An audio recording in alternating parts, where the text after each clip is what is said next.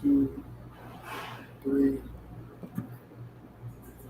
And welcome to Wise Guys. These guys know sports. Also in the house with On Impact Recruiting Services over here live at Jazz Spoon at 610 Northland Boulevard. At 610 Northland Boulevard. Come out and talk some football with Wise Guys Sports and On Impact Recruiting Services. We are getting prepared for also excited for Bearcats football this weekend. The Bearcats play Houston at Denver Stadium. So we'll preview that game as well. Also, we'll talk about the Bearcats winning over the Redhawks over the weekend. The Bearcats won the victory bell over the Miami Redhawks as well. So we'll talk about that here in a bit. But also, I'm going to preview tonight's matchup in the AFC on Thursday Night Football. We got the New England Patriots traveling to New York to take on Aaron Rodgers and the New York Jets. So I'm going to definitely preview that game as well. And remember, you can go and follow Wise Guys Sports and On Impact Recruiting Services on all social media platforms. So definitely go out and hit the follow button and like button on Wise Guys Sports and On Impact Recruiting Services, YouTube, and social media. And don't forget, tune in next week as well. Same place, same time, here at Jazz Spoon. That's next Thursday, September the 26th. We're going to have the Out Healthy House in the house talking some football as well. And the following week, we'll have Little League football up here at Jazz Spoon. Some of the players and coaches as well. And then the Princeton Vikings will be here Thursday, October the 10th. So be on the lookout for that. So definitely excited about that. Next week, I hope you will be here. Some of their players and their head coach.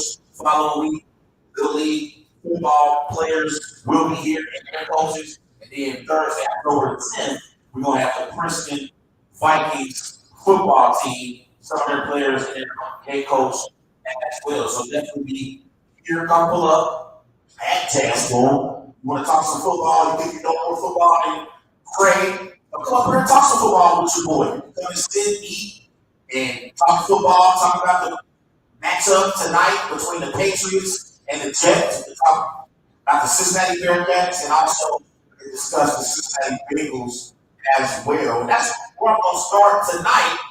We're going to start with Cincinnati Bengals, since we here in Cincinnati, as the Chiefs beat the Bengals 26-25 Sunday afternoon in Kansas City. For the Bengals, Joe Burrow went 23-36. He threw 258 passing yards, 2 touchdowns. Patrick Mahomes went 18-25. He threw for 151 passing yards, 2 touchdowns, 2 interceptions. So, as I watched the Bengals Chiefs game Sunday in Kansas City, a game in which I believe it was the most televised game as far as from a rating standpoint that we've had in multiple years. Like the Bengals Chiefs game, everybody was watching this game. So, as I watched the game, my biggest takeaway was if you are a Bengals fan, I got good news and bad news. The bad news is, I'll start off with the bad news. You fall 0-2 for a third consecutive season. And now you have a week 3 matchup against the Commanders on Monday night next week. I'm also going to preview that game later on in the show as well. We got the Bengals Commanders Monday night at Paycor Stadium. So I know everybody in the city is excited about that. But bad news is the Bengals lost. They've done it for a third consecutive season. And right now in the AFC North, Steelers are 2-0. The Browns are 1-1. And the Bengals are at the bottom of the AFC North alongside the Ravens at 0-2. So that's the bad news for the Bengals. The good news for the Bengals is the Bengals actually outplayed the Chiefs most of the afternoon Sunday in Kansas City in that game. And not only did the Bengals outplay the Chiefs, Joe Burrow outplayed Patrick Mahomes. And for those people that were saying that Joe Burrow's best days are behind him, where are they now? Where are they at? I want to know the people who were saying, specifically Chris Kennedy on ESPN. I love Chris, you know, like football, but he said last week on first base that Joe Burrow's best days were behind him. And so, as I watched that game Sunday, I'm sitting there thinking to myself, those people who were doubting Joe Burrow and whether or not Joe Burrow is still a good quarterback, they should be embarrassed. Like Chris Canty should be embarrassed for that take they had last week because Joe Burrow proved Sunday in that game why he is still a top 5 quarterback. And even though the Bengals lost that game, the Bengals were the better football team Sunday. They should have beat the Chiefs. Seriously, the Bengals were the better football team.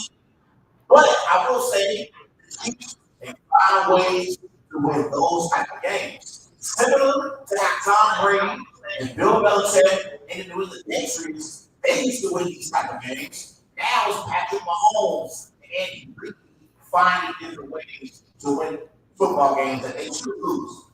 Patrick Mahomes had arguably his worst performance of his career. His 151 passing yards. That's a career low for Patrick Mahomes in passing yards in any game that he started. So I thought Joe Burrow outplayed Patrick Mahomes. I thought the Bengals outplayed the Chiefs. The Bengals were better on third down. The Bengals had, I believe, more total yards than the Chiefs as well in the game overall. So the Bengals had 320 total yards. The Chiefs had 286. Okay, the Bengals dominated time of possession 31-28. The Bengals were better on third down than the Chiefs were. Bengals had more passing yards than the Chiefs had. So I thought statistically and watching the game, the Bengals were the better team. But Mahomes found a way because the Chiefs always find a way to win those type of games. And this is the thing. One of the big things of the game was at the start of the fourth quarter. The fumble recovery by the Chiefs, Corey Connor picked up the fumble that Joe Burrow dropped on the sack and threw it to the house. And that changed the momentum. At that moment, I think the Bengals were up 22-17. Bengals were up 22-17 going into the fourth quarter. And Burrow drops back the pass, tries to elude defenders, sacked, and it's fumble going the other way. And Amari Connor, the defensive back for the Chiefs, took the football the other way, and the Chiefs went up 23-22. That was a pivotal point in the game. The Bengals were up 5. If you get in field goal range, you get the field goal, you go 25-17. But if you get a touchdown, you go up 29-17, and the way Patrick Mahomes and the Chiefs were struggling offensively, to me, being up 12, the Bengals would have been in a prime position to win that football game. So I thought that Joe Burrow sack / fumble, in which the Chiefs took the other way and scored a touchdown, I thought that was arguably the biggest play of the game. Because it was a strong momentum. The Bengals had the momentum up 22-17, and they had the Chiefs on their heels. If the Bengals go up 25-17, it puts more pressure on Patrick Mahomes and the Chiefs to have to score when they get the football back. And if you go up 29-17, that would have been a knockout punch. Extended Burrow fumbles, Kamari Connor picks up the fumble, touchdown 23-22, and we got a whole new ball game. So I thought that was a pivotal moment in the game. I also thought the Bengals had the football on the Chiefs side of the 50. They were getting close to the red zone, and Jamar Chase star receiver Jamar Chase gets frustrated because he thought there was a horse collar. He gets frustrated. He can tell him that refs going back and forth. Initially, I thought the ref was wrong for calling like conduct. And according to the ref, Jamar Chase used abusive language. We weren't there. I don't know what happened. But I thought in that moment, because Jamar Chase was so frustrated, the Bengals had to settle for a field goal instead of getting a touchdown. Instead, they had to kick a field goal to go 23, or I'm sorry, 25, 23. And that was a chance for them to score a touchdown. And if you get a touchdown, it's 29-23. So that was also one of the key pivotal moments in the game when Jamar Chase was frustrated. And the thing is with Jamar Chase in his first game of his season, I believe he had 2 touchdowns, like 266 single yards. He was balling. But ever since his first game, Jamar Chase has not played great against the Chiefs. Let's give some credit to defensive coordinator Steve Spagnuolo of the Chiefs because he figured out a way to contain Jamar Chase. You can't completely stop Jamar Chase, but you can contain Jamar Chase, and that's exactly what the KC Chiefs have done over the last few matchups when they went up against the Bengals. So I thought that Burrow fumble and that possession, which Jamar Chase got frustrated with the refs, and the Bengals had to settle for a McPherson field goal instead of a touchdown. I thought those were things that decided the outcome of the game. And also, another key play. Last possession of the game, Bengals defense had to be great yet on this particular possession until fourth down. So it's 4th and 16 at the Chiefs 35-yard line. This is game on the line, all the chips pushed to the front of the table. Chiefs were trailing 25-23. If the Bengals can stop, they win the game. And Mahomes rolls out to his left, throws the ball over the middle. I believe he was throwing the ball to Rasheed Rice, and Deshaun Anthony gets flagged for pass interference. And the Bengals fans don't want to hear this, but it was pass interference on Deshaun Anthony. It was pass interference. You gotta make that call in that situation. I hate when a game is decided on a penalty, but it was a clear PI on DJ Anthony, and he's actually the third safety on the depth chart. I'm not even supposed to watch the game, but it was just a bad play on his part. He had a promise, bright future ahead of him, but that's a play that I know the Bengals want back. If you get a stop, game is over, and the Bengals would improve to 1 on the season. Instead, Chiefs take over in Bengals territory, and they kick a walk-off and a field goal, and the rest is history. And Joe Burrow now is 3-2 against Patrick Mahomes in his career. But I'll talk more about that game a little bit later on in the show as well. Everybody otherwise has on Twitter and on Impact Recruiting Services on all social media platforms. Come out and join us and talk some football. Here at 610 Northwood Boulevard at Jazz School. Talk football. Let's talk about the Thursday night matchup. Patriots, Jets tonight on Amazon Prime. So come back and talk some football with Wise Guys Sports and on Impact Recruiting Services. I'll be right back.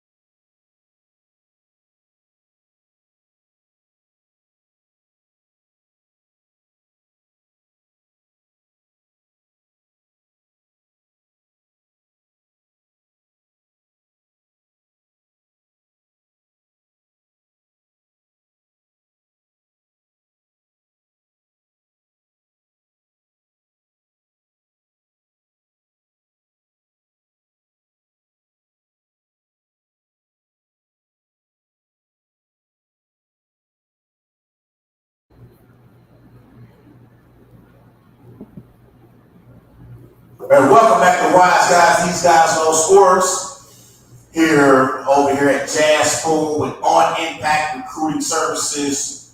In the house with your boy Trey Larkins on the Wise Guys Sports Podcast. Come out and talk some football with your boy. We over here at 610 Norfolk Boulevard, rather. 610 Norfolk Boulevard.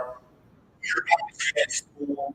Come talk some football. We got a big time matchup tonight in the AFC on Amazon Prime. It's a 1-1 with the Patriots traveling to New York to take on New York Jets. So I'm going to preview that matchup a little bit later on in the show as well. But come out and talk some football each and every Thursday, 6 p.m.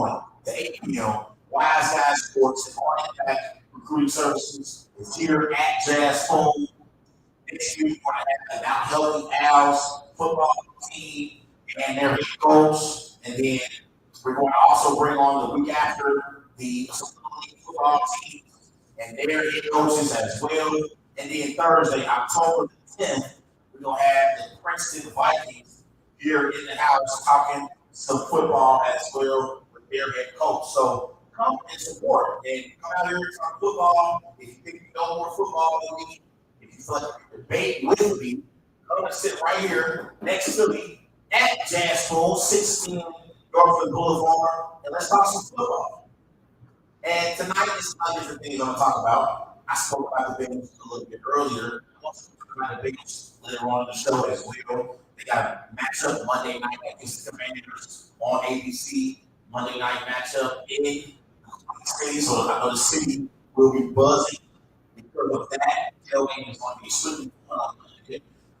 And also, it's week 3 in the NFL, so I'm going to get my wise picks later on in the show. And my man Dante going to come on and give his picks for week 3 in the NFL as well. I think Dante got most of the picks right last week and week 2, and I struggled a little bit. Had a rough week, but I'll bounce back this week. So we're going to do that later on as well. And I'm going to talk about the Carolina Panthers. They benched. I'm going to give everyone my thoughts on that as well.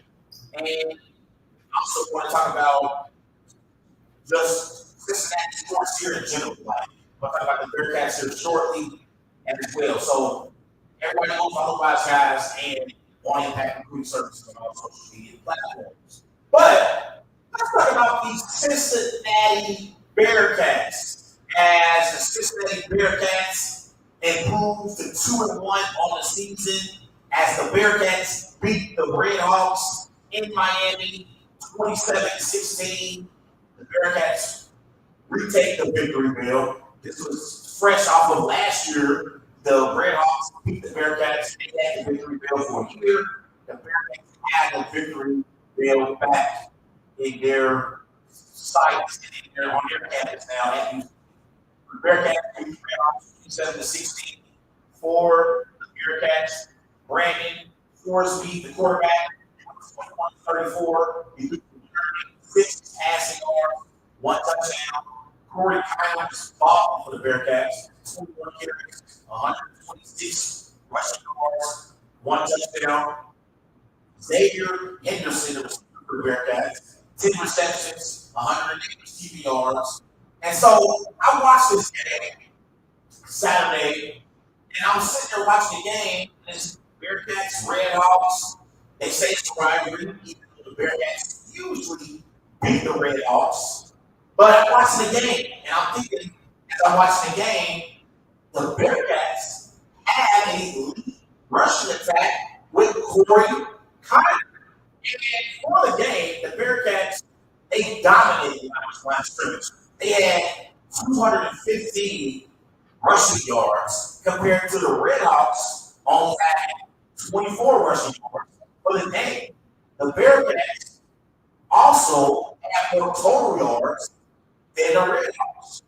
The Bearcats finished with 401 total yards of offense. The Redhawks had 380 total yards of offense. And so as I watched this game, I thought one of the keys was the Bearcats' ability to create turnovers. Quarterback Brett Gabbert for the Redhawks threw an interception. And I thought overall, the Bearcats did a great job because they won a tournament. the Bearcats won the turnover battle over the Redhawks. The Redhawks had some turnovers. The Bearcats had one turnover on the fumble. And so the Bearcats were able to force that fumble from the Redhawks. I thought that was one of the biggest differences in the game. The Bearcats also won time of possession, 31-28 over the Redhawks. That was also key for the Bearcats as well. But I just thought the Bearcats were the better football team. And I got to give some credit to head coach Scott Satterfield.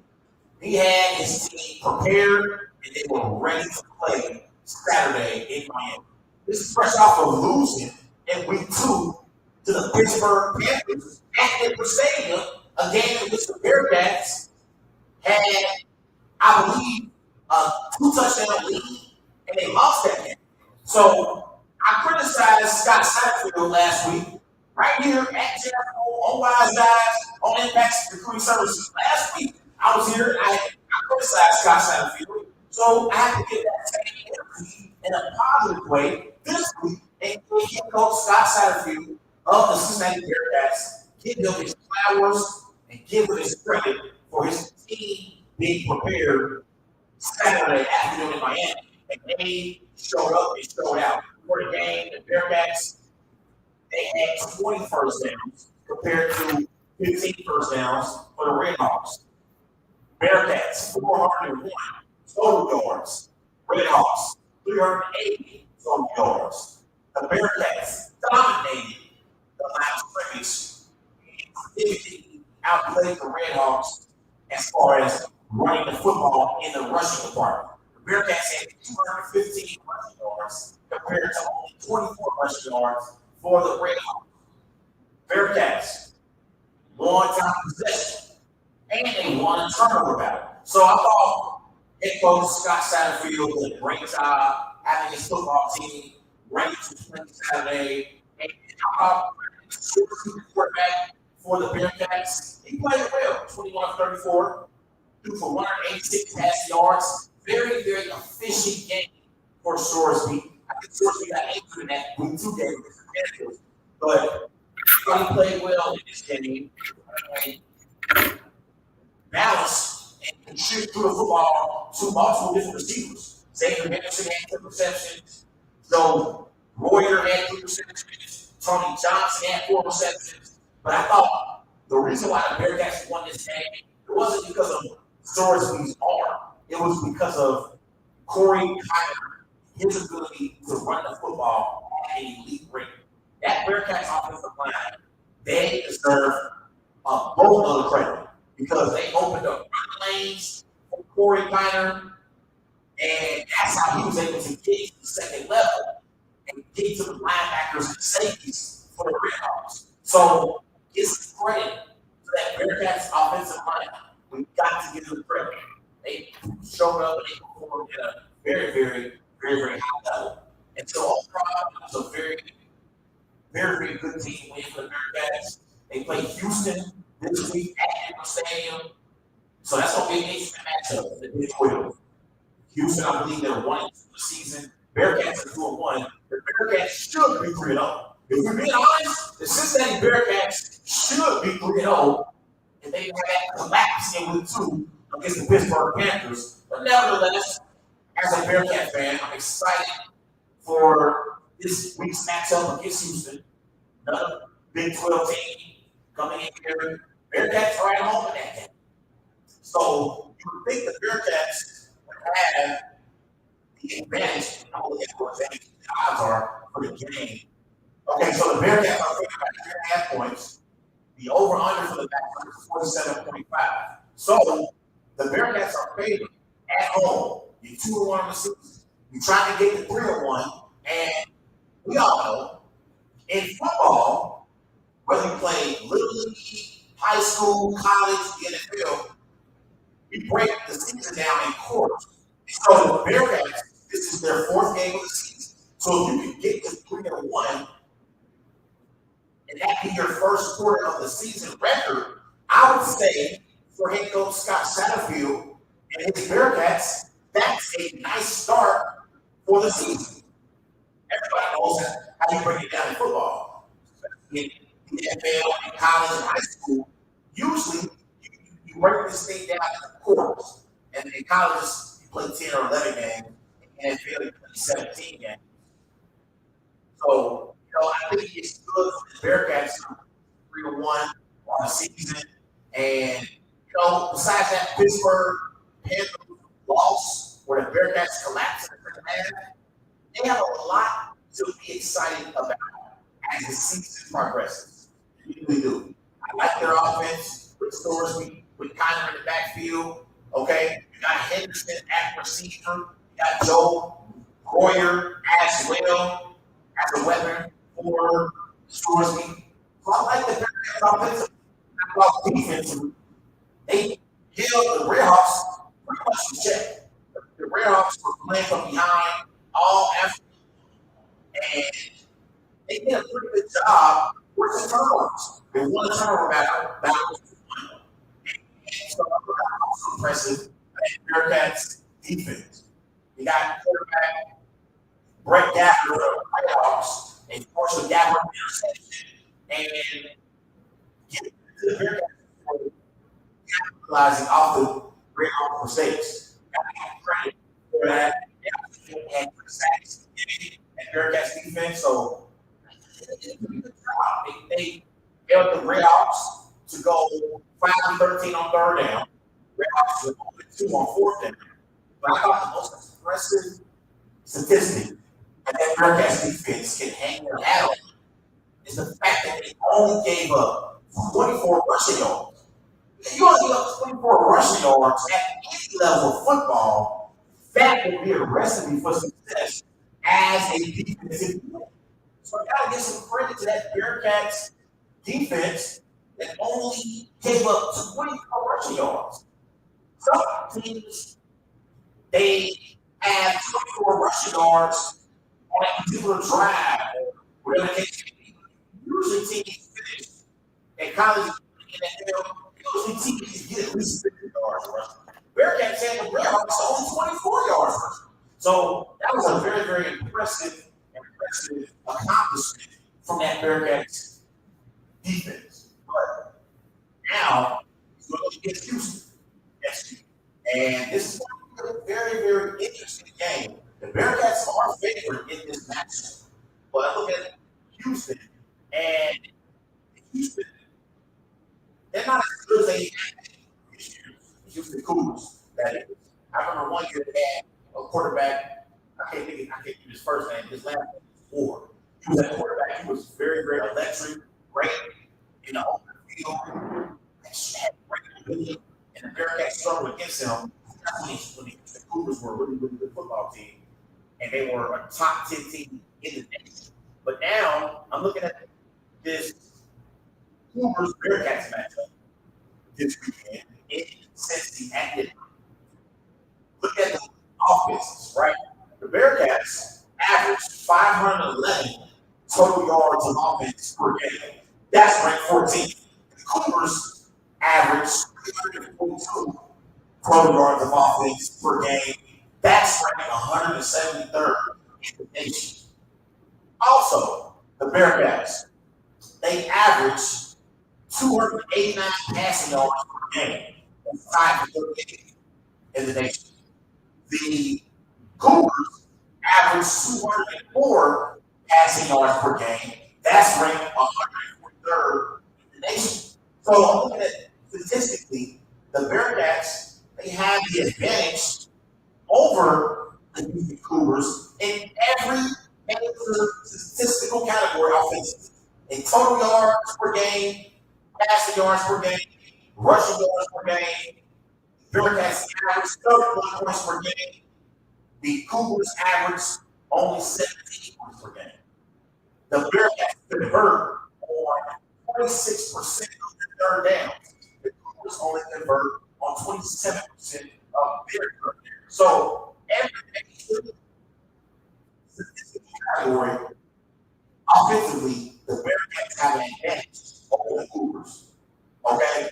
And so that tells me the Bearcats should take care of business Saturday afternoon at Nickel Stadium here in Cincinnati. And this game should be competitive. It should be competitive, and I'm hoping they can take care of business. Now, the Cougars defensively, they only give up 247 total yards per game. That's ranked 29th in college. The Bearcats give up 152 yards per game. That's ranked 220th. Okay? The Bearcats, as a defensive unit, they give up 138 rushing yards per game. The Cougars only give up 115 rushing yards per game, which is ranked 83rd in the nation. Bearcats are ranked 125th. So defensively, the Cougars actually, statistically, they are a better football team than the Bearcats are defense. Now, what's going to be key in this matchup, that Cougars defense, will they be able to contain the running game for the Bearcats? Because Kiner has been balling for the Bearcats. The running back, he's been very, very successful this season, running the football and being that player in that Bearcats offense for the season. Corey Kiner, 48 carries, 326 rushing yards, averaging close to 7 yards per carry. Only got one touchdown in 3 games, but he's done a tremendous job running the football for the Bearcats. So shout out to Corey Kiner, averaging close to 7 yards per carry. So it's going to be key that Cougars run defense versus the Bearcats rushing attack with Kiner in the backfield. I look at the Bearcats receivers. Xavier Rivers leads the team, 22 receptions, 289 receiving yards, one touchdown. Joe Boyer, 11 receptions, 165 receiving yards, two touchdowns. So Warrior and Henderson are the biggest threats for the Bearcats. So I'm going to see how the defensive they match up against Henderson and Royer. Is the Bearcats tight end. He's the target for Sorsby in his offense. He's second team in receptions, 11 receptions. So how do the Cougars match up against Bearcats offense? That's key. That's what's key. So I'm looking forward to this matchup here at Nichols Stadium. It's a bit, it's very electric. The atmosphere is a vibe. So if you got time this weekend, if you're free, go out and support the Cincinnati Bearcats as we get on the Cougars. It's 1-2 Houston Cougars traveling here to Cincinnati to take on one. Surely to go. Cincinnati Bearcats 12 p.m. kickoff at Nichols Stadium. So it'll be a big time matchup in the Big 12 about that. Also, everybody here, follow Wise Guys Sports and on Impact Recruiting Services on social media, on all social media platforms. You want to follow Wise Guys on Impact Recruiting Services. And don't forget, next week, we'll have the Out Healthy Owls football team here at Jazz Bowl, talking football and talking about their expectations for the remainder of the season and the following week. We're going to have the Little League football teams here in the building with Wise Guys and on Impact Recruiting Services as well. And then Thursday, October the 10th, we'll have the Princeton Vikings as well here talking football at Jazz Bowl. If you think that you know more football than me and want to debate sports with me, come up here. I got a seat for you. You can talk sports here at 6 p.m. Jazz Bowl, 6 p.m. to 8 p.m. each and every Thursday at Jazz Bowl at 610 Norfolk Boulevard here in Forest Park. Come out and talk some sports with your boy. We always talk about NFL, college, and high school sports as well. I'm also going to preview the Patriots Jets matchup here in a bit. It's on Amazon Prime tonight, so I'm definitely excited about that. Everybody go follow Wise Guys and on Impact Recruiting Services on all social media platforms. I'll be right back.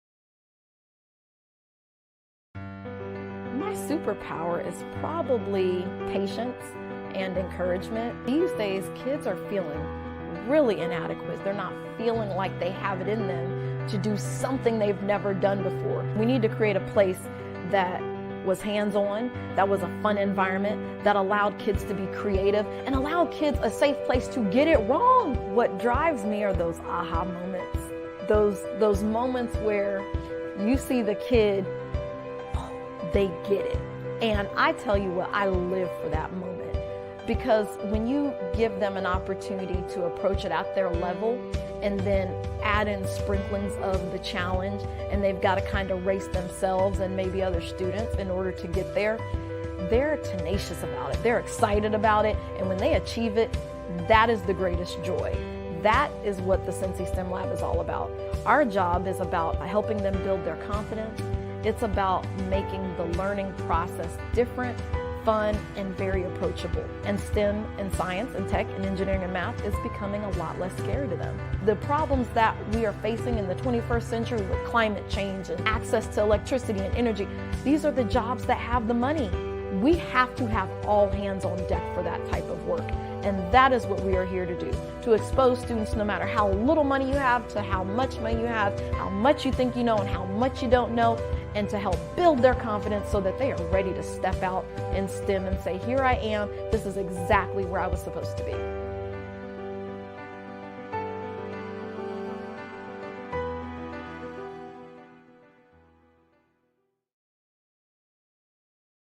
Welcome to Unimpact Recruiting Services, where we offer all sports, player profiles, personal training, ACT, SAT prep, college tours, sports evaluations, social media, college contacts, and more. Contact CEO Dante Payne at 513-602-7289 or visit the website. We are here to boost your exposure as a student athlete. Oh man, what's going on, man? Welcome to Northside Bad Story Clothing and Kicks, man. Y'all gotta tap in, man. We serious about this. Hey, that's what we do.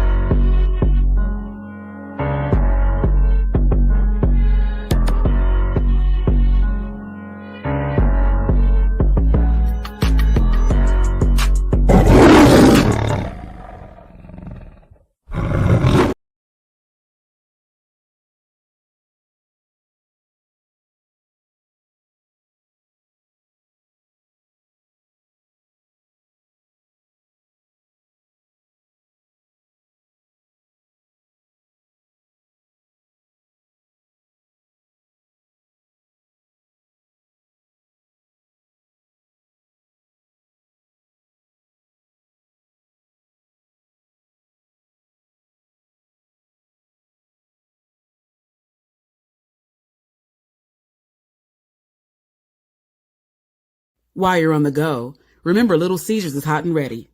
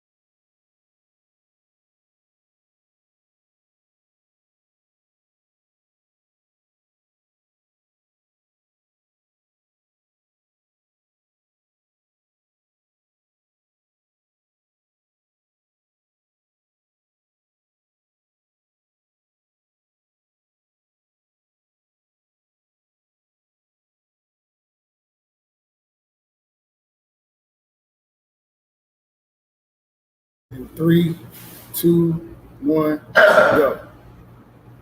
And welcome back to Wise Guys. These guys know sports and on Impact Recruiting Services here live at Jazz Pool, 610 Northland Boulevard. That's 610 Northland Boulevard. Come out and talk some football with your boy. Each and every Thursday, 6 p.m.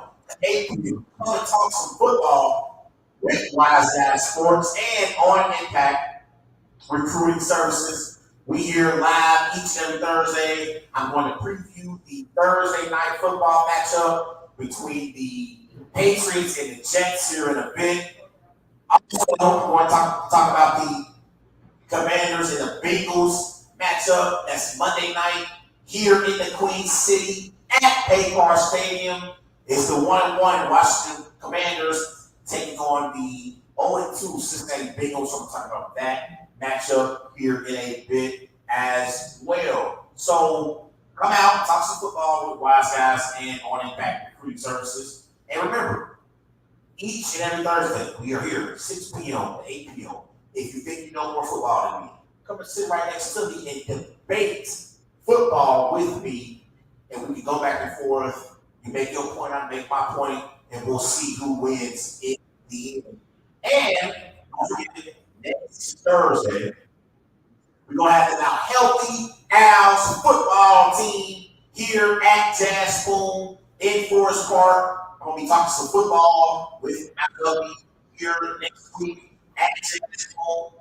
And then the following week, we have the Little League football team and head coaches here as well. And Thursday, we're going to have Vikings high school football team here with your boy Trey Larkins talking some football and giving me the expectation for the remainder of the season. So be on the lookout for big things going on for the next 2 weeks here at home on Thursday, 2 8 p.m. for Wise Guys Sports and on Impact Recruiting Services. Come out with your family and friends. Come and sit in the audience and eat.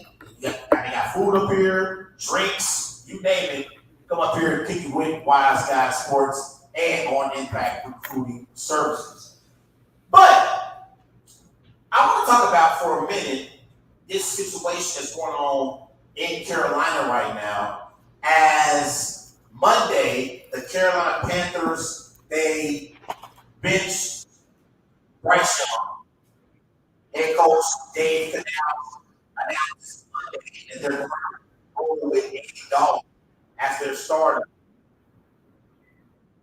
Whoa, this is fresh off of before, after the 2016 loss to the Chargers Sunday in Carolina. This is fresh off of Dave Canals after that game. He said that Bryce Young is going to be the quarterback moving forward. And the next day, they made a quarterback change, and they brought in Andy Dalton to start over Bryce Young. So, first and foremost, let's get something out of the way. The first thing I want to get out of the way is when it comes to this Bryce Young situation, let's be real. That was a decision made by the owner, the owner of the Panthers. His name is David Bell. That was a decision made by the owner to bench Bryce Young and bring it in. Because head coach David Canals, he had just told us on Sunday that the Panthers were sticking with Bryce Young as their starting quarterback. And you mean to tell me a day later you're going to make a quarterback change only after 2 games in Bryce Young's sophomore season? That was not a decision that David Canals made on his own. That was a decision made by owner that David Canals. And David Canals was just a messenger. He just delivered a message. Let's be clear about that. Secondly, in these 2 years, starting as quarterback for the Carolina Panthers, Bryce Young has had 18 starts. He's 16 as a starter, 11 touchdowns, 13 interceptions, 19 giveaways so far in his career as a star quarterback for the Carolina Panthers. And this year, Bryce Young has struggled. Some of his in passing yards per game, he averaged 123 passing yards per game. That's ranked dead last. His passing yards per pass is 4.0. That's ranked 31st in the NFL. His passing rate is 4.1. That's ranked last in the NFL. He's completing 55% of his passes. That also is ranked 29th in the NFL, which is bottom half in the NFL. And he's been the starting quarterback for the Panthers. His record is 2-16. So Bryce Young has struggled. And when you look at it, coming out of the draft, Bryce Young went number 1, and C.J. Stroud went number 2 for the Houston Texans. And C.J. Stroud had great rookie season. 23 touchdowns, 5 interceptions, I believe.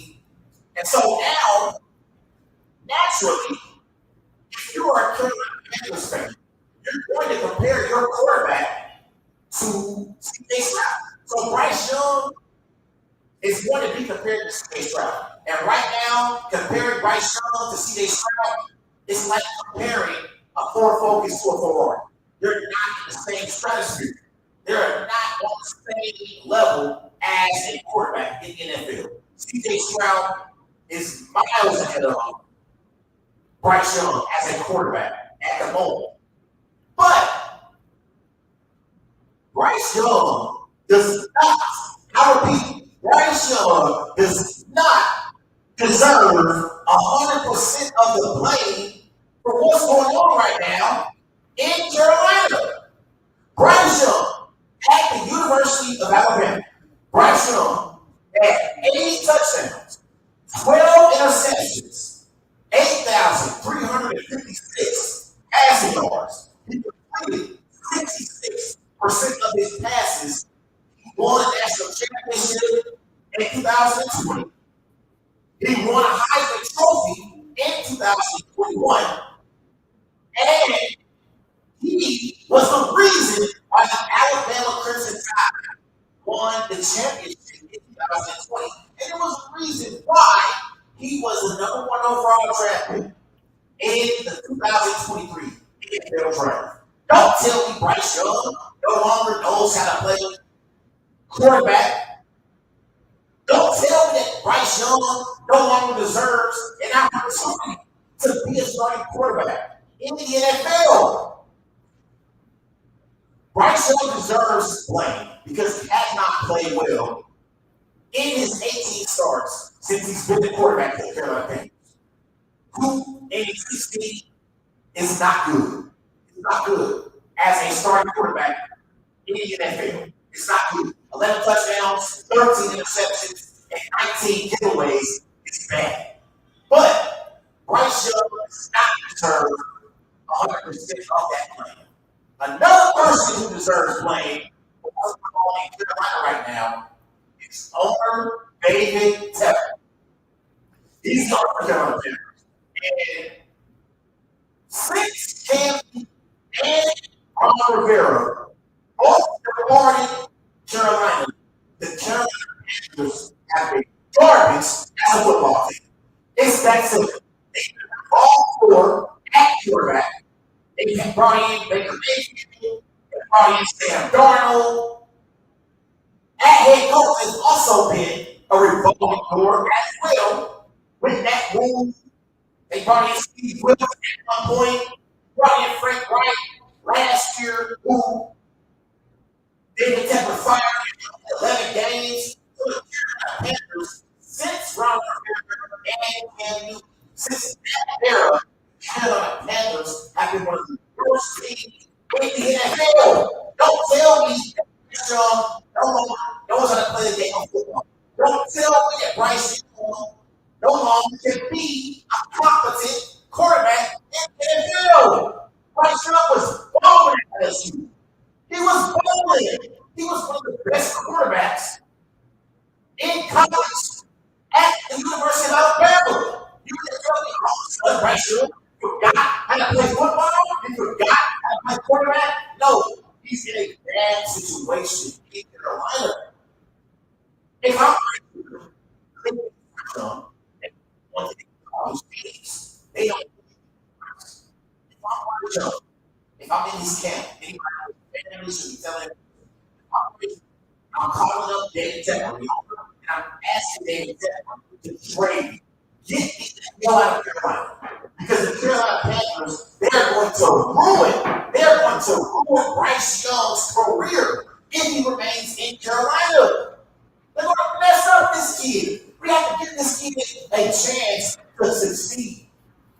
And you look at the weapons that Bryce Young has to throw the football to. He has Adam Thielen and Deontay Johnson. I love Adam Thielen. He's had a promising career, but Adam Thielen is 34. Deontay Johnson, he was solid in Pittsburgh, but he was never a top receiver in Pittsburgh behind George Pickens. So Deontay Johnson is not a true receiver. Neither is Adam Thielen. So what the hell does Bryce Young have to work with? What does he have to work with? C.J. Stroud has an Nico Collins. He has a Stephon Diggs. Jordan Love in Green Bay has a Jaden Reed. Latavius Wicks. Young receivers have talent. Okay? So, what weapons do Bryce Young have to throw the football to? He doesn't have any weapons. And here's another key. Dating back to last season, Bryce Young has been sacked 68 times since the start of last season. That's the most in the NFL during that time period.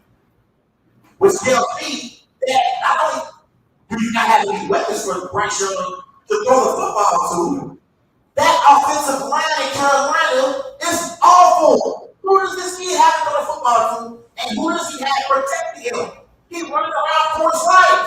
Now, Bryce Young is a big guy, so he is short. So sometimes he does struggle with seeing the field, considering that offensive line and defensive line that's standing in front of him. But for the Panthers to give up on this kid only after 18 games is irresponsible. It shows me that the Carolina Panthers are a dysfunctional organization. And we talk about worst owners in the NFL, David Tepper belongs in that conversation. Seriously. And another thing, I'm going to name some players who got paid despite them struggling in their first 2 years in the NFL. I'm going to list. Trevor Lawrence, who just got $275 million from the Jacksonville Jaguars. Trevor Lawrence in his first 2 years starting in the NFL. 37 touchdowns, 25 interceptions, 39 giveaways. His record as a quarterback was 12-22. Let's go on. Daniel Jones signed a $160 million deal with the New York Times. 35 touchdowns, 22 interceptions. This is the first 2 years of his career. 39 giveaways. It's his career record as a starter in his first 2 years. 8 and 18. Let's go down the list and continue. Blake Bortles, remember him? He signed an extension for $54 million. 46 touchdowns, 35 interceptions, 41 giveaways. His record as a quarterback this was 8-20. I'm going to leave better for y'all. Sam Bradford, Eagles. Sam Bradford, 24 touchdowns, 21 receptions, 30 giveaways. With 8 as a starter in his first 2 years in the NFL.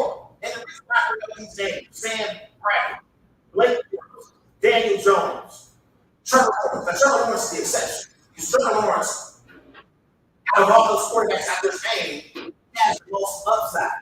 He has the most potential to be a competent quarterback in the NFL. But it is proven with clear evidence that Daniel Jones, Blake Bortles, and Sam Bradford are garbage at the quarterback position.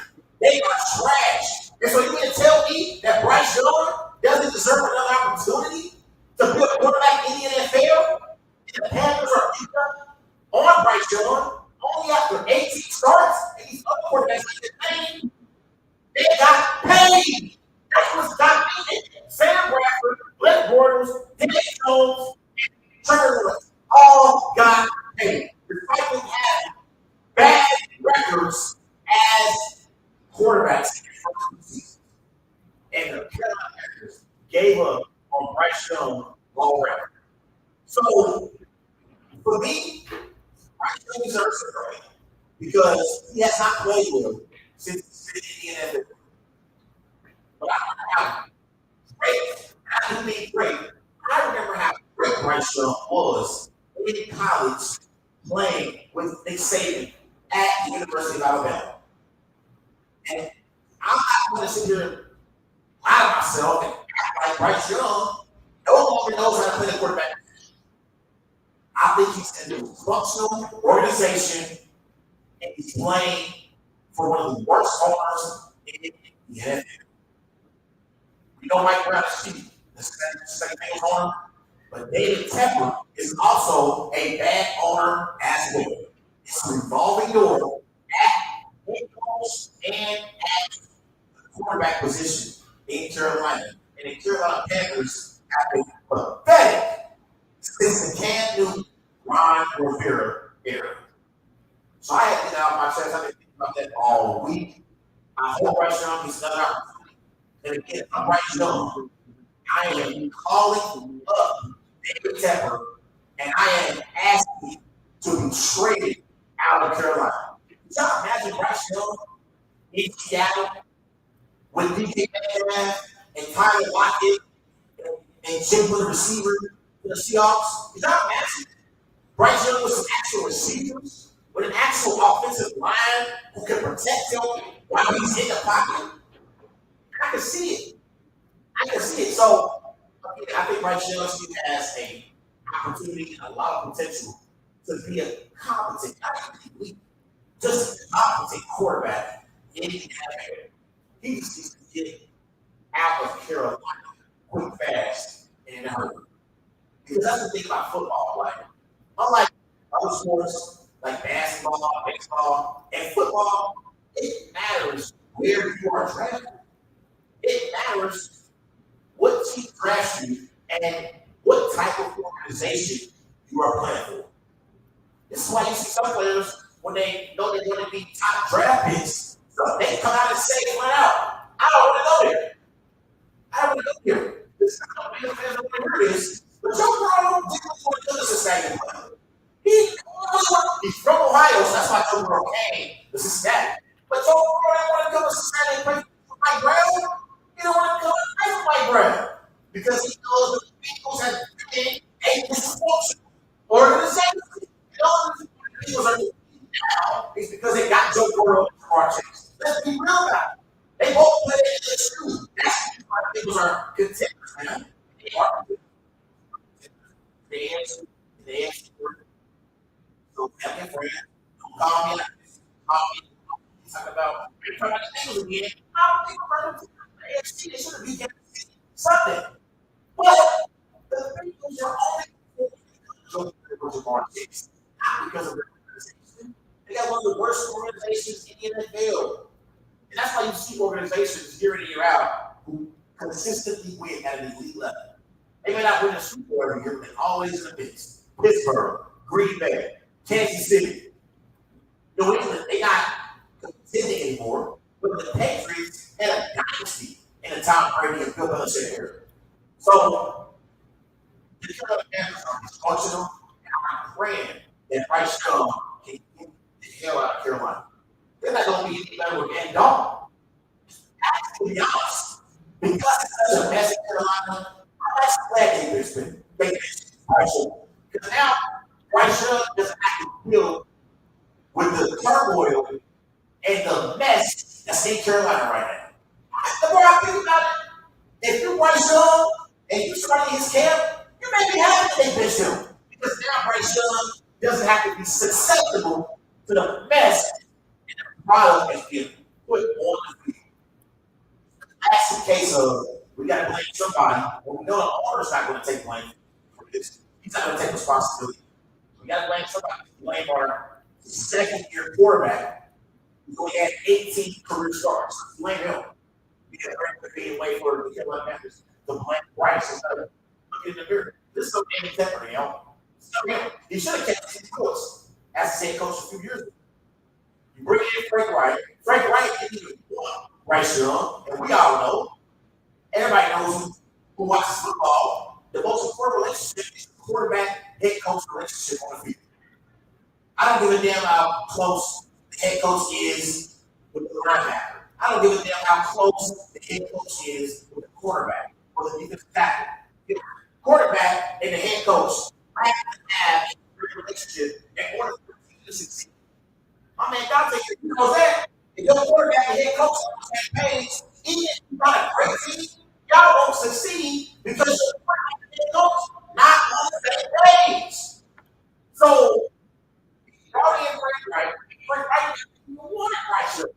That was a mistake number one. But then he fired Frank Wright after 11 games, brings in Dave Canals, and Dave Canals had some experience with the guys like Baker Mayfield and Smith. But you even give Dave Canals at least half of the season to work with Bryce Young to see if Bryce Young can actually play the quarterback position. So I blame David Tepper. I blame the dysfunctional Carolina Panthers organization. Come back to break. I'm going to preview Thursday night football on Amazon Prime Video. It's the 1-1 with the Patriots in New York. Taking on the 1-1 New York Jets. That got something to big. And I'm going to bring on Dante. Also, here in a while, in a little bit, we're going to give our predictions for week 3 in the NFL. I'll be right back.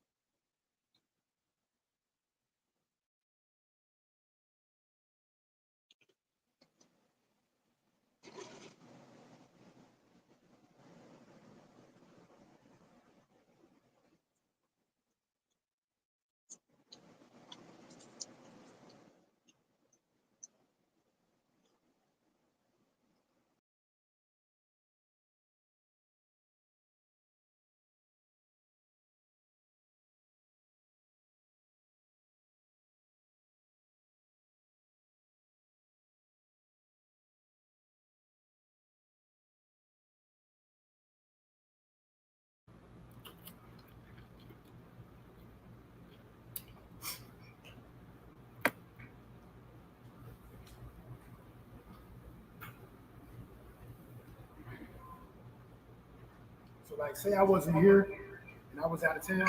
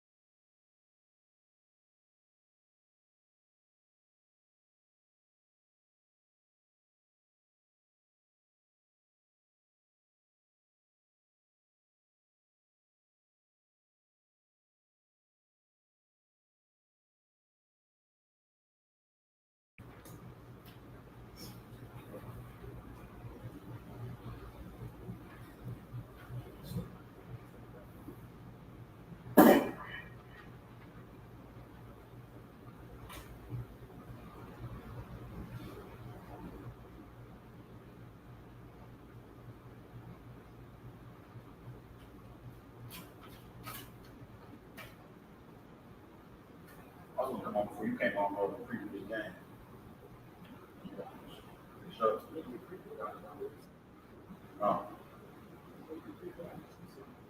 Sure.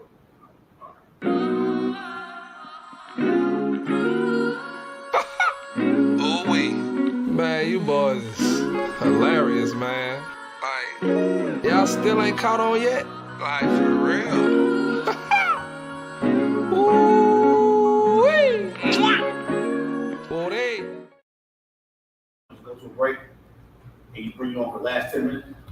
Yeah, do it that way. Okay. Like I go from 7:45 to 7:50. Yeah. I ain't even talk about the Patriots just, man. I'll Thursday night now. What up, Cincinnati? It's your boy, Mr. Butterlove, aka RL from NEXT. October 25th at the William Francis Theater on Vine Street. It's going down. All my wifeys, come bring me all the butter love you got. My official after party is going down. October 25th, William Francis Theater. I see you there. It's butter, baby. Peace. It's tacos after work at the Jazz Spoon, 4 to 11 p.m. every Tuesday. 610 Northland Boulevard. Tell a friend. You know you love tacos after work. And don't miss the Jazz Spoon Culture Club starting Tuesday, October 1st, 2024 with Jeffrey Goldman and Ellie Bell. And remember, it's Taco Tuesday. Visit thejazzspoon.com for weekly events. This is a paid advertisement by On Impact Promotions. Okay, so it's the first of the month stand-up comedy series by On Impact Promotions. Friday, November 1st, 2024 at the Williams Francis Theater, 6819 Vine Street, Cincinnati, Ohio. Hosted by comedian Reggie Mack. Plus, we're going to be laughing with Black Durrell, Big Cam, and Dusty Lewis. Headlined by Detroit's own comedian Mike Bonner, as seen on Def Comedy Jam. Get your tickets today.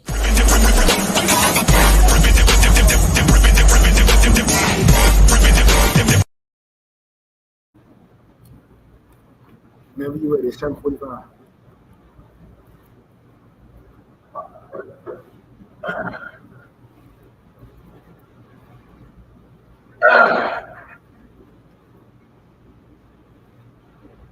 And welcome back to Wise Guys. These guys know sports. Here live on Wise Guys Sports and on Impact Recruiting Services here live at 610 Northland Boulevard at 610 Northland Boulevard over here at the Jazz Spoon.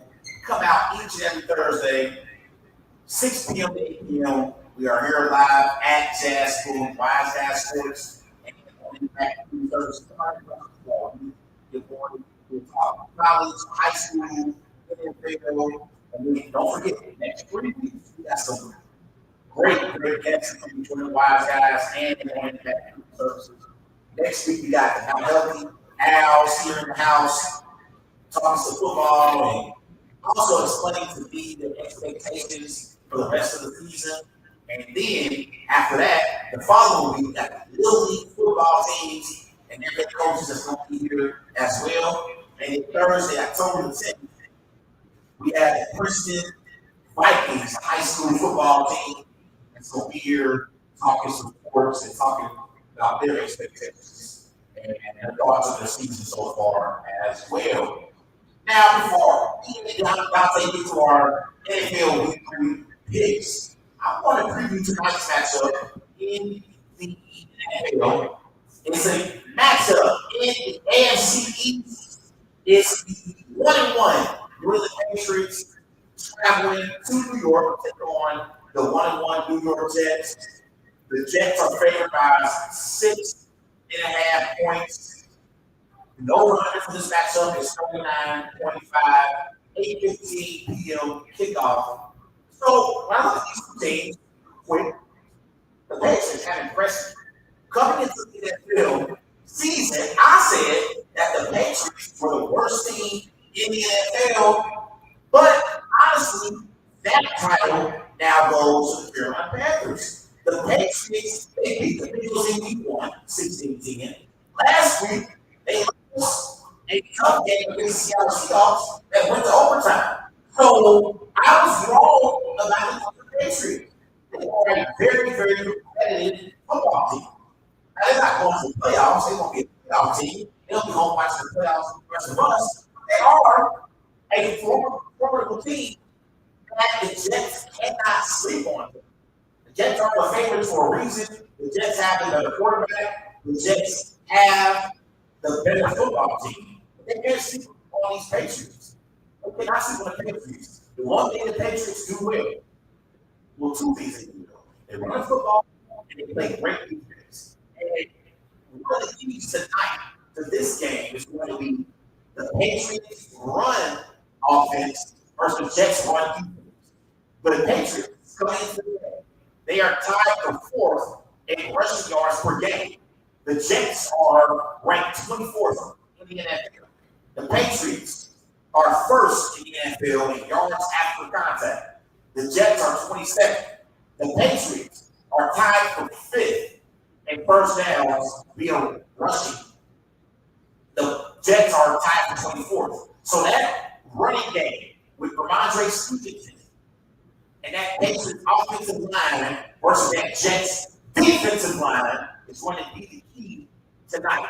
And the Jets, they have great personnel on the defensive side of the ball.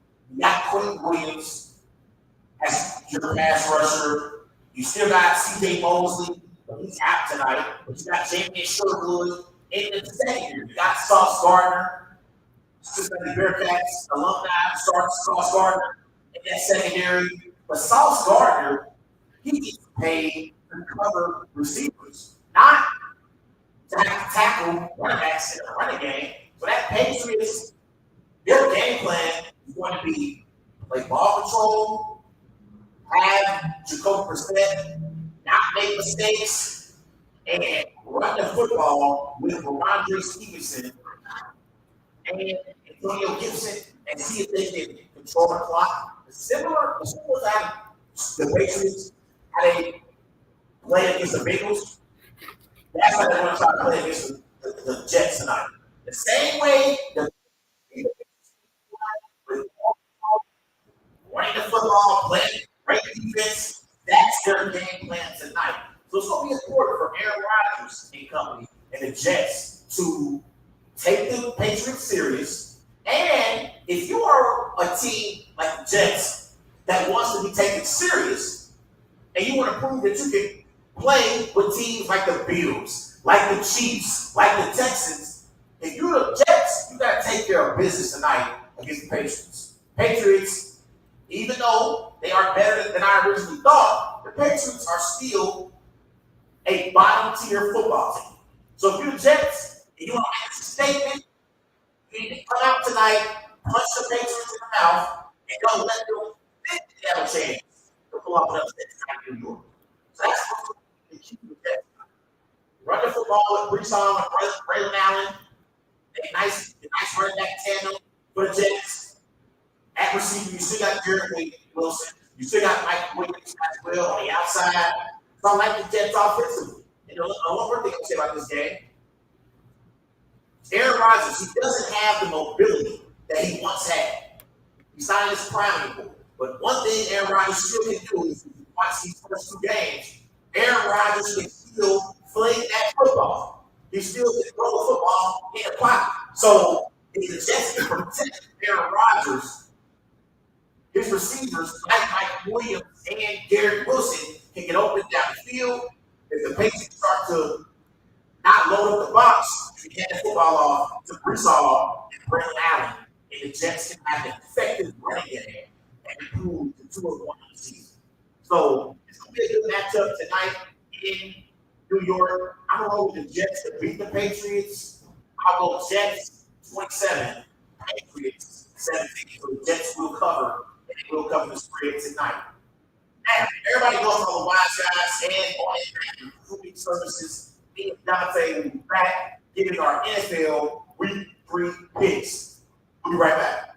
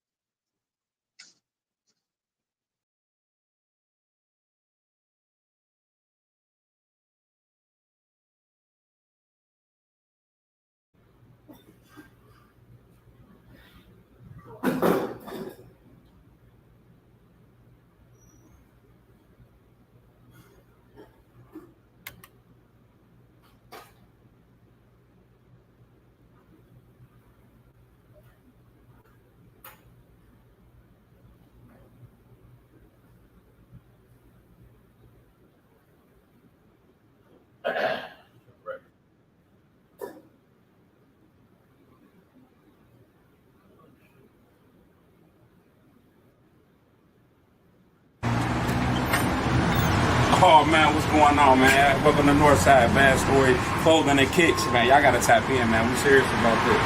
Hey, this is what we do.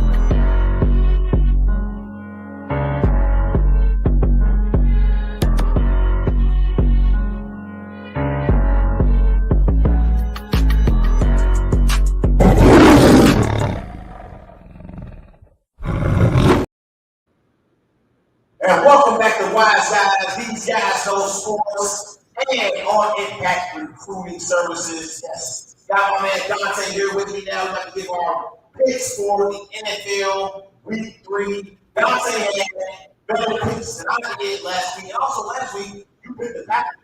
Colts. And I picked the Colts. I went against my boys. I was happy that you was right and I was wrong because my boys got the dub last week. So let's go to Week 3. Dante, we're going to start off in Tampa as Bo Nix and the 0-2 Denver Broncos. They're traveling to Tampa Bay to take on the 2-0 Tampa Bay Buccaneers. Buccaneers favored by 6.5 points. 1 o'clock kickoff. Over under 39.5. But Broncos, Buccaneers, we got.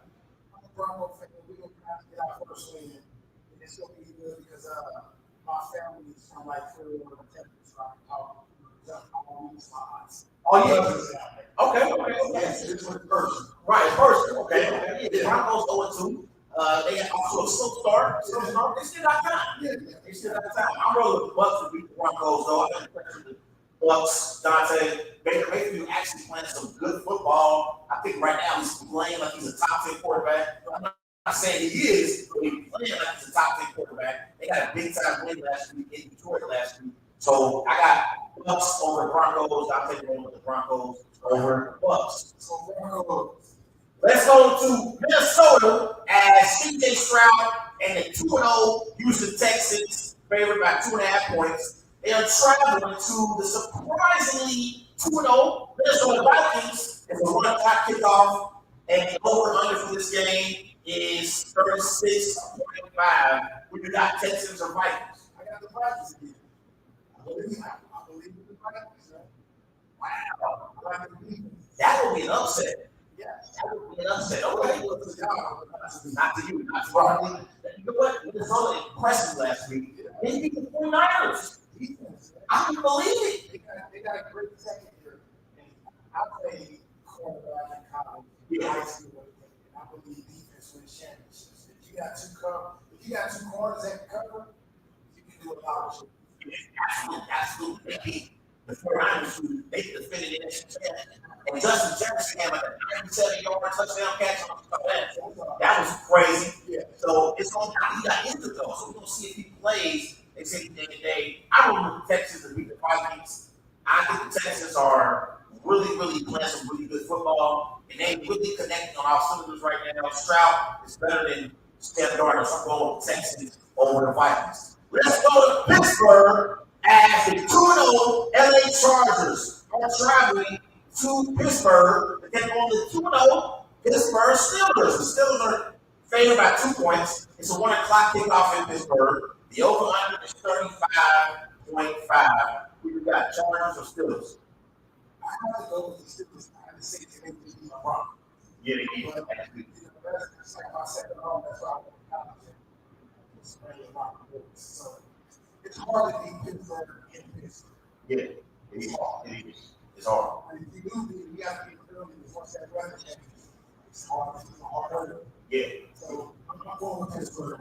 I'm rolling with the Chargers. I like this head coaching matchup. Jim Harbaugh versus Mike Tomlin. The two proven NFL head coaches. I think Justin Herbert is better than Justin Fields, though. And I think the Chargers got a better offense than the Steelers. Steelers haven't even had a passing touchdown yet this year. But somehow they still win the games. I think that's because of Mike Tomlin, but I think his luck runs out. Defense. Yeah, defense is great in Pittsburgh. I'm going Chargers over the Steelers.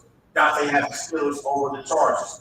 Let's move on to a matchup in the NFC. And it's the Big Easy. It's the Philadelphia Eagles who are 1-1, traveling to New Orleans to take on the 2-0 New Orleans Saints. The Saints are favored by 2.5 points. 1 o'clock kickoff in New Orleans. The over-under is 49.5. Who you got, Dante? Eagles or Saints? I'm going with the Eagles. This is a home of the Super Bowl this year. Nolan West is ahead of time. I'm going with the Eagles. I like Philly's offense. But once again, you have two corners. Yeah.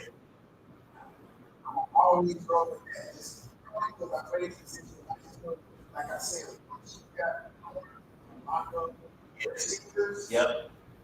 80% of the time, hey, offense feels the same.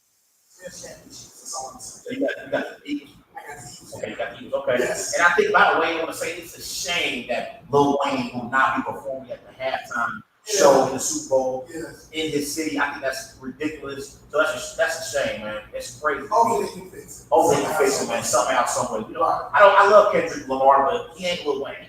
And Lil Wayne, especially in his city in New Orleans, come on now. But I don't know what the Saints. Saints have impressed me in these first 2 weeks. Last week, they put up 44 over the Cowboys, but everybody scores against the Cowboys. But Alvin Kamara was balling last week. He showed why he's still a top 10 running back in the NFL. I like him. Alvin Kamara had 2 touchdowns. He also had a touchdown as well. Derek Carson is a great football right now, Dante. So Saints at home. I'm going to look the Saints to beat the Eagles. I don't like the Eagles' defense. They gave up that game with a touchdown drive to the Atlanta Falcons on Monday night. And they had pretty much control in that game, but they also don't have A.J. Brown offensively right now, so hurdle. I'm going to look the Saints to beat the Eagles. Dante has the Eagles to beat the Saints. That's a good game. 1 o'clock ago. Let's move on to Cleveland. It's the New York Giants who are 0-2, traveling to Cleveland. Take on the 1-1 Cleveland Browns. The Browns are favored by 6 points. 1 o'clock kickoff in Cleveland. Over under is 38.5. Giants, Browns, who you got? I got the Browns. Okay. I got the Browns. I think this will be a good defense. So, hey, no storms. That's what I like the Browns. First game we agree on. The Giants are a bad football team. As bad as Deshaun Watson has been, I think he's a little bit better still than Daniel Jones. Yes. I'm rolling with the Browns to beat the Giants as well, so we both have the Browns in that matchup. Okay. Caleb Williams and the 1-1 Chicago Bears are traveling to Indy to take on Anthony Richardson and the 0-2 Indianapolis Colts. The Colts are favored by 1.5 points. It's a 1 o'clock kickoff. Over under 25. Bears, Colts, got the states right next to each other. For Scott for the Bears. Chicago. Okay. I think they're a better team over Okay. offense and defense. I'm rolling with the Colts. I think the Colts are desperate. They want to fall 0-3. You fall 0-3 in the AFC. You're not going to the playoffs. Yeah. So I think Anthony Richardson and the Colts will be desperate. They lost last week to the Packers without Jordan Love. So I know they really ready to get week 3 here so they can prove why they're still one of the best teams in the AFC. And they want to get to at least 1 and 2 on the season. They don't want to drop the 0-3. I'm going Colts. Now I take one Bears. Bears, Colts. Now, the Packers are traveling to Tennessee to take on the Titans. Titans are favored by 3 points. So 1 o'clock kickoff, over under 6.5. Real quick, not say Jordan Love, my quarterback, practiced this week. There's a chance that Jordan Love may play in this game. But remember, Malik Willis, the back of the Packers, he used to play with Tennessee. And the Titans basically chose Willis over Malik Willis. So, who you like this matchup? You got the Packers, you got the Titans. All right? So you gonna bet, you went with my boys last week. You gonna bet, you want to this week? Yeah, like the Titans. And it's that Yeah. I like the Titans. Okay, so I'm rolling with the Packers. I bet against my boys last week. I didn't think I would against them again. I rolled with the Packers and beat the Titans. Even if Jordan Love don't play, I think Malik Willis has a lot to prove. He wants to show the Titans. The big thing was they basically chose Will Levis over Malik Willis, pretty much. So I think he has a lot to prove and is going to be motivated. But if Jordan Love plays, the Packers for sure win. But I'm going to look at the Packers either way. Got to have the Titans on the back. Let's go to the 4 o'clock game. We got the Miami Dolphins traveling to Seattle. It's a 4.5 point difference. That's the Seahawks are favored by 4.5 points. It's a 4 or 5 p.m. kickoff. The over-under is 41.5. Miami is traveling across the country. So I have factors in game, Dante. You got Dolphins or Seahawks. I'm going to go really something. Yeah. Go early, really believe Seattle's plus with Miami, want to, for the Jags to be aggressive. Yeah. I still think that's on the label.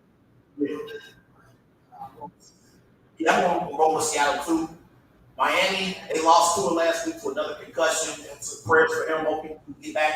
I think they say he's going to come back week 8. But they got Skylar Thompson starting at quarterback for Miami. I don't believe Skylar Thompson, Geno Smith is a better quarterback than Skylar Thompson is. I like the way Seattle's been playing these first 2 weeks, Dante. They 2-0, and they try to make the playoffs in a tough NFC West division with the Niners and the Rams and the Cardinals that they play right now. Seahawks playing base. I'm going to Seahawks down there. Seahawks after the old Dolphins. The Carolina Panthers starting in go. They're traveling to Vegas to take on the Las Vegas Raiders. The Raiders are favored by 5.5 points. It's a 4 or 5 kickoff. The over-under is 40.5. You got Panthers or Raiders.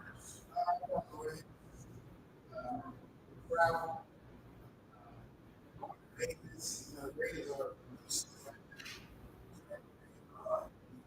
team. Yeah. Distracted. Right. Yeah.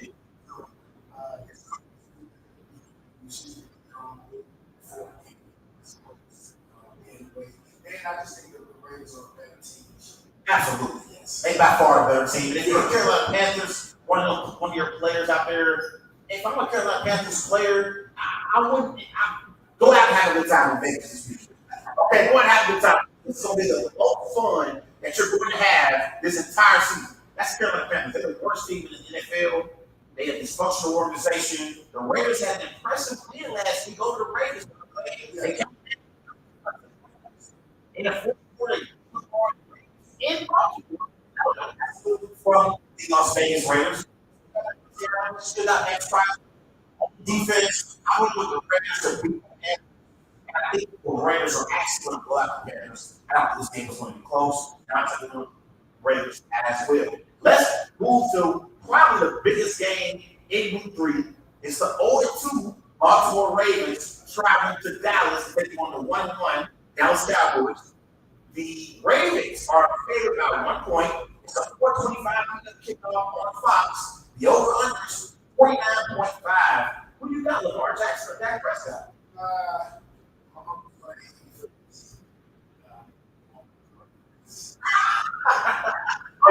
You're a big-time Cowboy fan?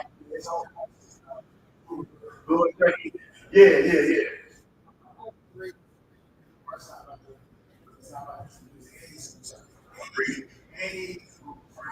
Yeah, it's prime time. Yeah, it's the biggest game of week 3. Yeah, so I think they're going to get the win. Really based off him. Yeah, I agree. The Ravens, they don't fall to 0-3. And if you fall to 0-3, your chances of making the playoffs is slim. And not only that, the Ravens, they have the Cowboys this week, and then week 4 they have the Bills, and week 5 they put a big. If you're the Ravens, you got to at least win 2 out of the next 3. You can't go 1 out of the next 3 and be 1-4 after 5 games. So big game for the Ravens. But I think this game will be competitive. The Cowboys, they got blown out last week by the Saints. They don't show up. The Cowboys will show up. I think much for the Cowboys. I think Lamar Jackson out at Dak Prescott. Me and Dante are aligned on that game, and we both have the Ravens beat the Cowboys. Let's go to LA. It's an NFC West battle between the Niners and the Rams, Dante. The Niners are favored by 7 points. It's a 4:25 kickoff in LA. Over 23.5. And he knows the Rams go pretty cool. They both injured. That people see also have. So he's got the Rams. Both these people are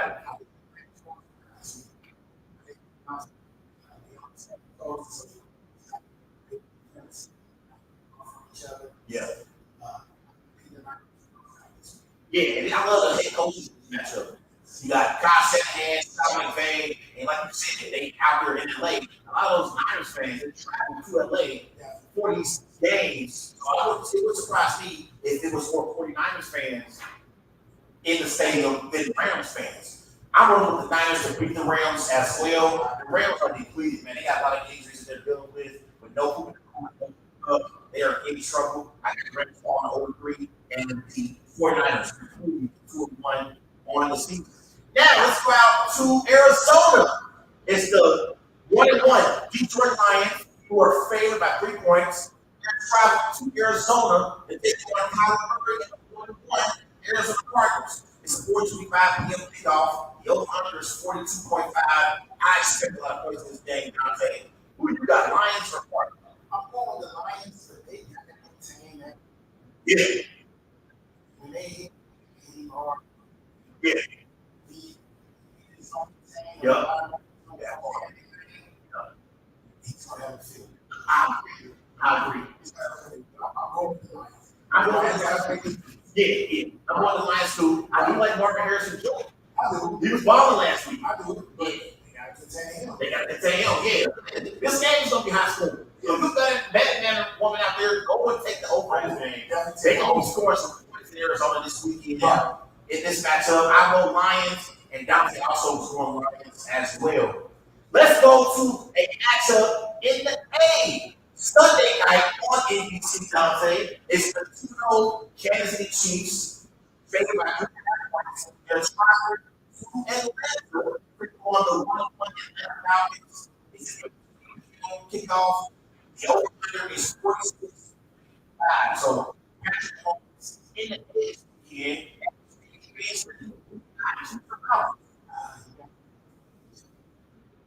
Yeah, yeah.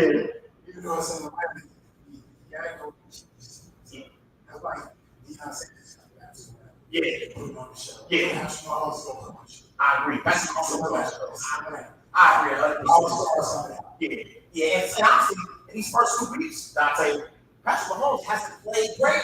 He ain't played great. So he's not gonna break out. He's not had a breakout game. We two, Joe Burrow had to play Patrick Mahomes. He actually did. He really did. Mahomes only had 151 passing yards. That was a career low for Mahomes. So Mahomes is due for a coming out party that he's going to have in this game. Travis Kelce also been kind of quiet in these first 2 weeks. Yeah, only 4 receptions for Travis Kelce. No touchdown passes yet.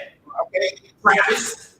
Well, 2024 season. You ain't in the Bahamas somewhere with Taylor Swift, bro. It's time to get back to football. I expect the Chiefs to take care of business.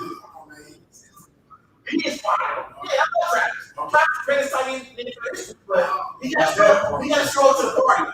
He got to show up to the party. He ain't showing up yet. This opportunity for him to show up. Go back to the yeah. Hey, Travis Swift in the playoffs, when it matters the most, you can put us in the Kansas City Chiefs. Right. Now, let's go to a Monday night doubleheader, Dante. We got the 0-2 Jacksonville Jaguars traveling to Buffalo to take on the 2-0 Buffalo Bills. The Bills are favored by 5.5 points. It's a 7:30 p.m. kickoff in Buffalo. The over-under 45.5.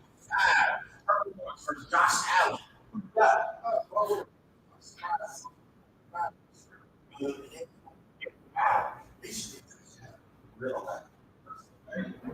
Jags like that. They are. Yeah. Wow. We disagree here. I roll with the Jags and upset Dante. The Jacksonville Jaguars are desperate. They desperate. They 0-2. They want to follow 0-3. So this is a big game for Jacksonville. I'm rolling with Trevor Lawrence to beat Josh Allen in Josh Allen's house. I'm going Jags over the Bills in upset fashion on Monday night. Now, let's go to a matchup here in the Queen City at Baycar Stadium, to the 41 Washington Commanders traveling here to Cincinnati to take on the Cincinnati Bengals. Bengals are favored by 7 kickoff over under 48.5 tailgate Monday. But we rolling with in this game, I'll tell you, the Commanders or the Bengals.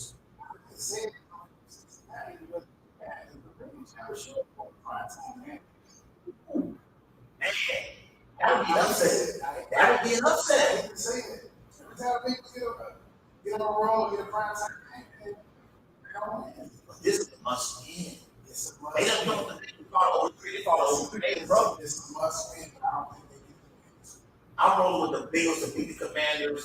I'm wrong. Yeah. You say you was wrong. You always wrong. I roll with the Bills to beat the Commanders. Joe Burrow is a better quarterback than Jaden Daniels.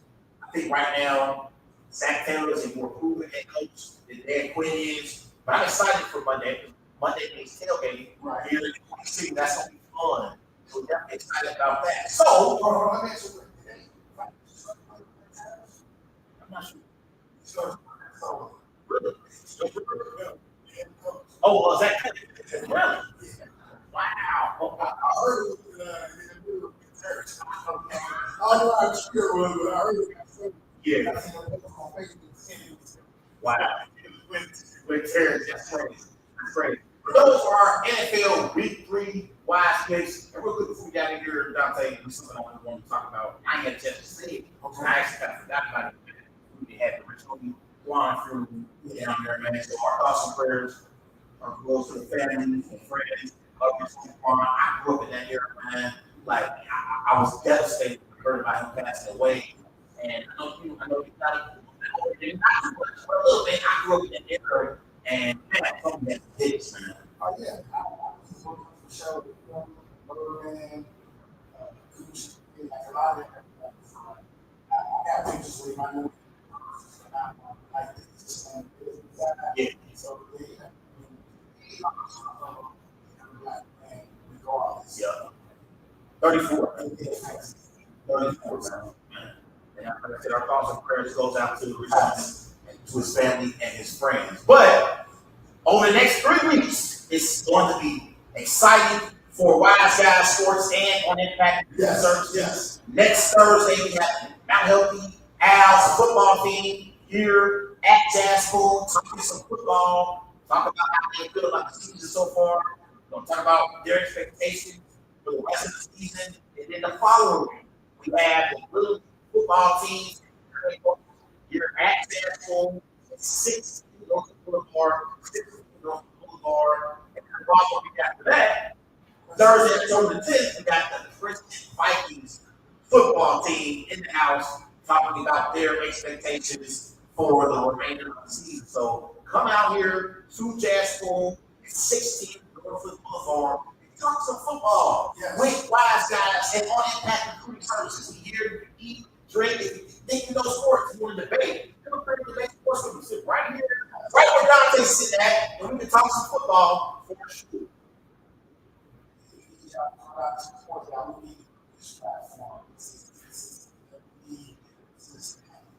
Unbiased platform for the podcast of sports. We cover every sport, everyone's welcome, every gender, everything. Yeah. We need y'all. Come on out, we talk high school, we talk college, we talk about the Cincinnati Bearcats, the Cincinnati Bengals. And so we definitely would love to have people come out and talk sports with us here. Again, the address is 610 Northwood Boulevard, Jazz School in Forest Park. So come out and talk football and sports with Wise Guys and on Impact Recruiting Services. So I'm Trey Larkins. We're signing off on Wise Guys Sports and on Impact Recruiting Services. Everybody have a great week. Yes.